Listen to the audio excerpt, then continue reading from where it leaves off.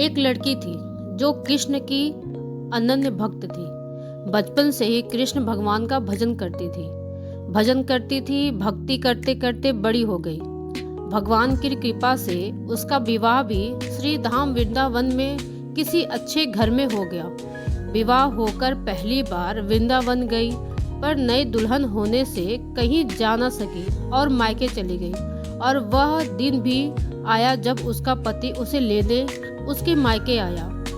अपने पति के साथ फिर वृंदावन पहुंच गई। पहुंचते पहुंचते उसे शाम हो गई। पति वृंदावन में यमुना किनारे रुककर कहने लगा, देखो शाम का समय है, मैं यमुना जी में स्नान करके अभी आता हूँ। तुम इस पेड़ के नीचे बैठ जाओ और सामान की देखरेख करना, मैं थोड़े ही समय में आ जाऊँगा।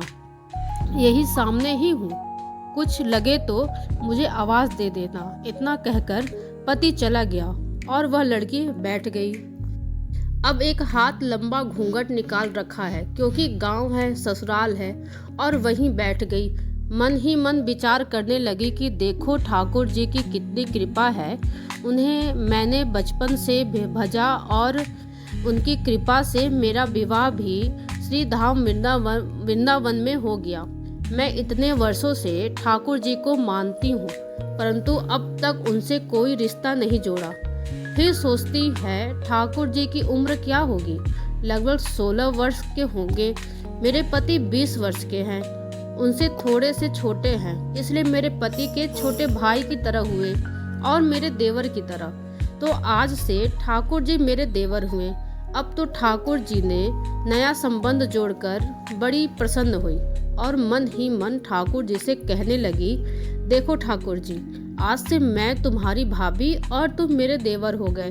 अब तो समय आएगा जब तुम मुझे भाभी भाभी कहकर पुकारोगे। इतना सोच ही रही थी, तभी एक 10-15 वर्ष का बालक आया और उस लड़की से बोला, भाभी भाभी।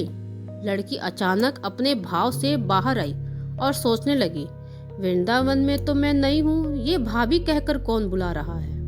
नई थी इसलिए घूंघट उठाकर नहीं देखा कि गांव के किसी बड़े बूढ़े ने देख लिया तो बड़ी बदनामी होगी। अब वह बालक बार बार कहता, पर वह उत्तर न देती। बालक पास आया और बोला, भाभी तनिक अपना चेहरा तो दिखा दे।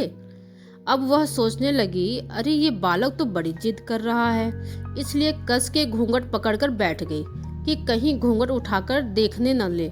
लेकिन उस बालक ने जबरदस्ती घूंघट उठाकर चेहरा देखा और भाग गया। थोड़ी देर में उसका पति आ गया। उसने सारी बात अपने पति से कही। पति ने कहा, तुमने मुझे आवाज क्यों नहीं दी। लड़की बोली, वह तो इतने में भाग ही गया था। पति बोला, चिंता मत करो, वृंदावन बहुत बड़ा थोड़े ही है। कभी किसी गली में खेलता मिल गया तो हड्डी पसली एक कर दूंगा, फिर कभी ऐसा नहीं कर सकेगा। तुम्हें जरा भी दिखे मुझे जरूर बताना।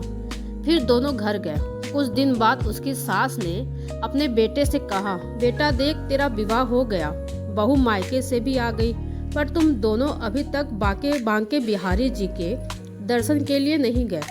कल जाकर बहू को दर्शन कराकर लाना।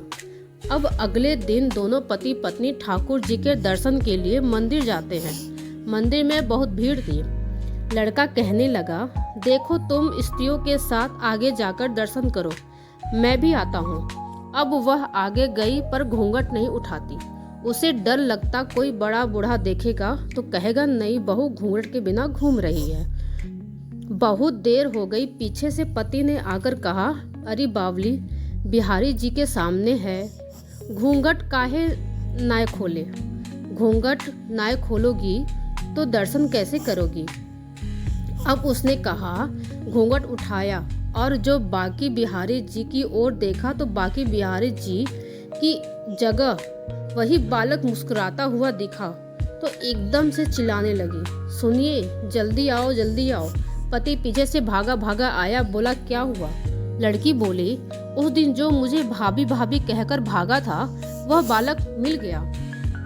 पति ने कहा, कहाँ है, अभी उसे देखता हूँ। तो ठाकुर जी की ओर इशारा करके बोली, ये रहा, आपके सामने ही तो है। उसके पति ने जो देखा तो अवाक रह गया। और बोला, तुम धन्य हो, वास्तव में तुम्हारे हृदय में सच्चा भाव ठाकुर जी के प्रति है। मैं इतने वर्षों से वृंदावन में हूँ, मुझे आज तक उनके दर्शन नहीं हुए, और तेरा भाव इतना उच्च है कि बिहारी जी के तुझे दर्शन हुए। तो उसके पति को भी समझ में आ गया कि वो बालक नहीं था, वो बाके बिहारी जी थे, और उसकी पत्नी को भी ये एहसास हुआ। अगर आप भी श्री कृष्ण के सच्चे भक्त हैं तो वीडियो को लाइक, सब्सक्राइब और शेयर जरूर करें। कमेंट में जय श्री कृष्ण जरूर लिखें।